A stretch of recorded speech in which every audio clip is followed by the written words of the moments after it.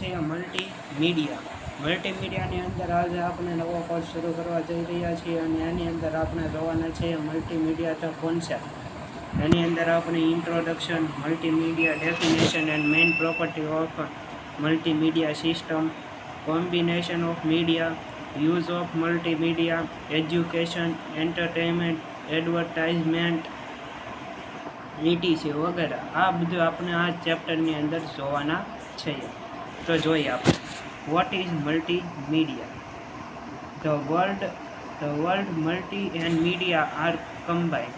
જે વર્લ્ડ છે multi and media, આ બે છે વર્લ્ડ એ કમ્બાઇન્ડ છે, એટલે કે બે ભેગા છે. To form the world multimedia. કયા ફોર્મની અંદર છે? આ મલ્ટીમીડિયા ફોર્મની અંદર કમ્બાઇન્ડ છે. The world multi સિગ્નિફાય many. World જે મલ્ટી છે એ શું આપણને દર્શાવવા માગે છે કે તે છે મેની એટલે કે ઘણા બધા, વધારે હોય તેવું દર્શાવવા માગે છે. Multimedia is a type of medium that allows information to be easily transferred. Multimedia છે એ એક પ્રકાર છે, એક માધ્યમ છે, એક મીડિયમ છે જે આપણને શું કરે છે, આપણી ઇન્ફોર્મેશન હોય છે તે ઇઝીલી ટ્રાન્સફર કર્યું હોય, એક લોકેશનમાંથી બીજી લોકેશનમાં આપણે તેને મોકલ્યું હોય, આપણી જે માહિતી છે એને એક સ્થાનેથી બીજી સ્થાને મોકલવી હોય તો તેને અલાઉ કોણ કરે છે? આ મલ્ટીમીડિયા છે એ થકી આપણે કરી શકીએ છીએ. Multimedia is the presentation of text, picture, audio and video with links and tools that allow the user to navigate, engage, create and communicate using a computer. Multimedia is the presenter.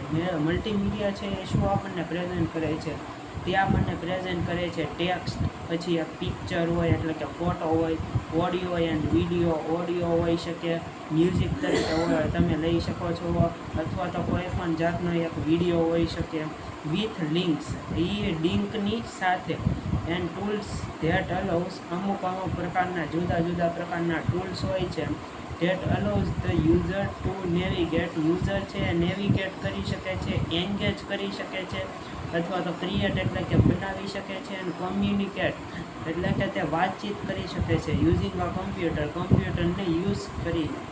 Multimedia refers to the computer assistant integration to text, drawing, still and moving images, videos, graphics, audio, animation and any other media in which any type of information can be expressed, stored, communicated and processed digitally. Digitally રીતે આપણે મલ્ટીમીડિયાની અંદર કામ કરીએ છીએ. Multimedia refers two multimedia છે એ કોને refer કરે છે અથવા તો કોને સપોર્ટ કરે છે? To the computer assistant.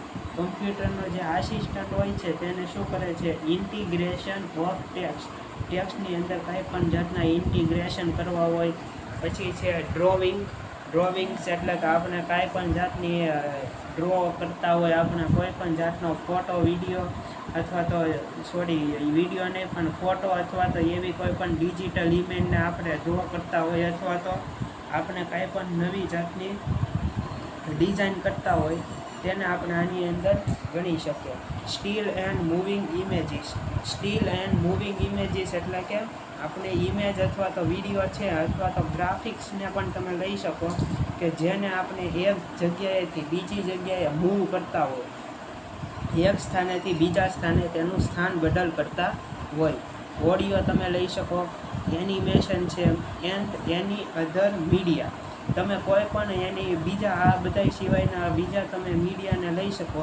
In which any type of information. આ બધી છે એ એક પ્રકારની તો એક ઇન્ફોર્મેશન એટલે કે માહિતી જ છે.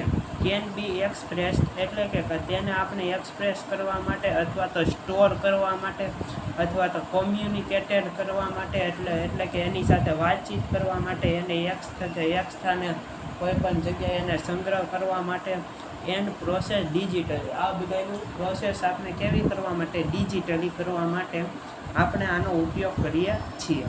હવે આપણે જોવાના છીએ અથવા તો આપણે આયા સુધી જ રાખીએ માલ.